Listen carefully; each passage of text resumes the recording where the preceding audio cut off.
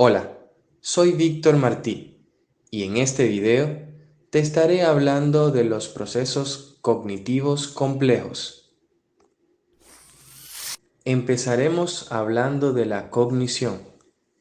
El significado del término cognitivo está relacionado con el proceso de adquisición de conocimiento o cognición mediante la información recibida por el ambiente, el aprendizaje, y deriva del latín cognoscere, que significa conocer. Por lo tanto, se entiende por cognición lo siguiente: captar o tener la idea de una cosa, llegar a saber su naturaleza, cualidades y relaciones mediante las facultades mentales, conjunto de procesos mentales que tienen lugar entre la recepción de estímulos y las respuestas a estos. Funciones complejas que operan sobre las representaciones perceptivas o recobradas de la memoria a largo plazo. Partiendo de esto, los procesos cognitivos se han dividido en dos grupos: procesos cognitivos básicos o simples, donde se encuentran la sensación, percepción, atención y concentración, y la memoria. Por otro lado, tenemos los procesos cognitivos superiores o complejos, donde se encuentran el pensamiento, el lenguaje y la inteligencia. En esta oportunidad estaremos abordando estos últimos. Pensamiento. Expresa la capacidad de analizar todo lo que nos rodea y de reflexionar sobre ello mentalmente.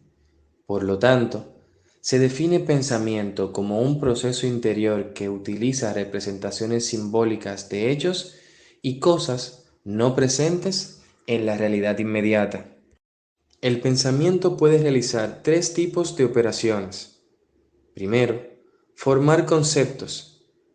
Son descripciones por las que se atribuye alguna propiedad o conjunto de propiedades a algo y que sirven para clasificarlos y definirlos. Segundo, elaborar juicios, en los que se establece cierto tipo de relaciones entre conceptos. Y tercero, realizar deducciones, sean inferencias o razonamientos, comparando lo expresado en varios juicios para obtener nuevos conocimientos o conclusiones.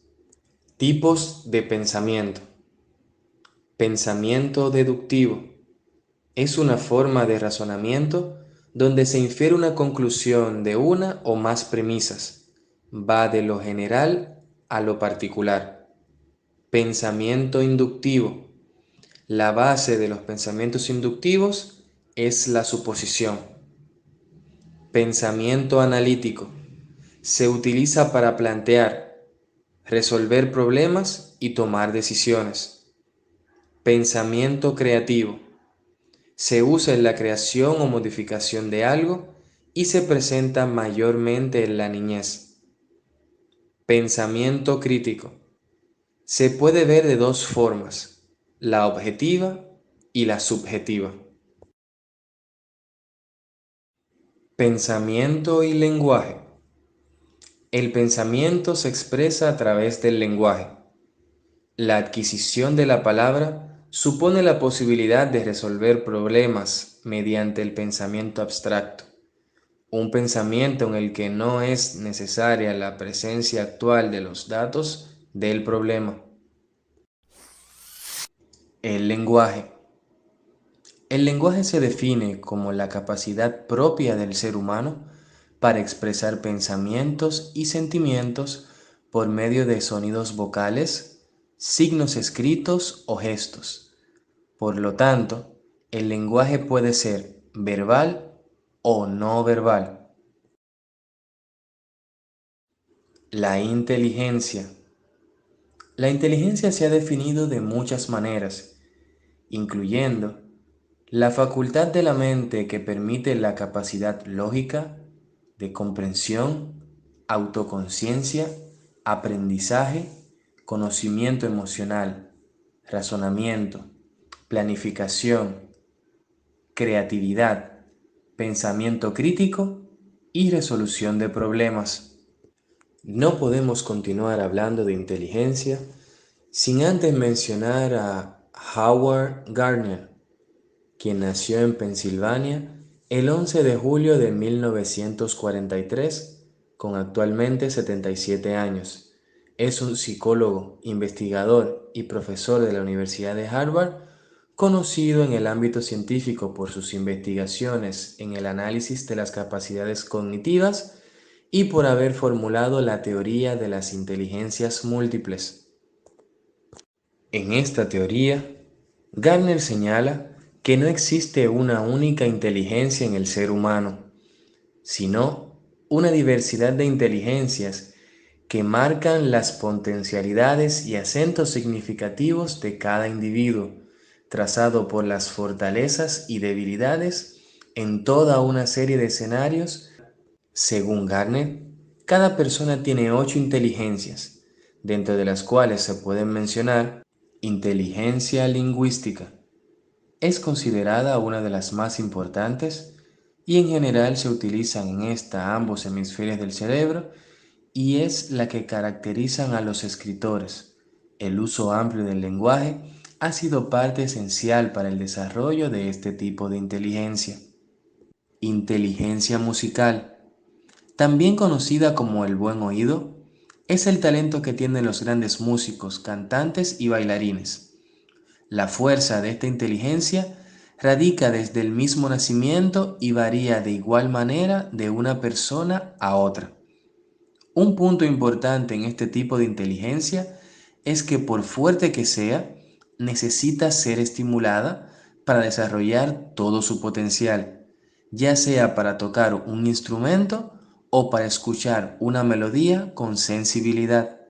Inteligencia lógica matemática. Quienes pertenecen a este grupo hacen uso del hemisferio lógico del cerebro y pueden dedicarse a las ciencias exactas. De los diversos tipos de inteligencia, este es el más cercano al concepto tradicional de inteligencia. En las culturas antiguas se utilizaba este tipo de inteligencia para formular calendarios, medir el tiempo y estimar con exactitud cantidades y distancias. Inteligencia espacial. Esta inteligencia la tienen las personas que pueden hacer un modelo mental en 3 dimensiones del mundo o, en su defecto, extraer un fragmento de él. Esta inteligencia la tienen profesiones tan diversas como la ingeniería, la cirugía, la escultura, la marina, la arquitectura, el diseño y la decoración. Por ejemplo, algunos científicos utilizaron bocetos y modelos para poder visualizar y decodificar la espiral de una molécula de ADN. Inteligencia corporal kinestésica. Los kinestésicos tienen la capacidad de utilizar su cuerpo para resolver problemas o realizar actividades. Dentro de este tipo de inteligencias están los deportistas, cirujanos y bailarines. Una aptitud natural de este tipo de inteligencia se manifiesta a menudo desde niño. Inteligencia intrapersonal. Este tipo de inteligencia nos permite formar una imagen precisa de nosotros mismos, nos permite poder entender nuestras necesidades y características, así como nuestras cualidades y defectos. Y aunque se dijo que nuestros sentimientos sí deben ayudar a guiar nuestra toma de decisiones, debe existir un límite en la expresión de estos.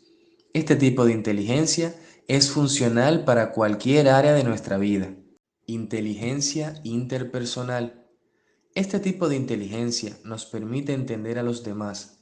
Está basada en la capacidad de manejar las relaciones humanas, la empatía con las personas y el reconocer sus motivaciones, razones y emociones que los mueven. Esta inteligencia por sí sola es un complemento fundamental de las anteriores, porque tampoco sirve de nada si obtenemos las mejores calificaciones, pero elegimos mal a nuestros amigos y en un futuro a nuestra pareja.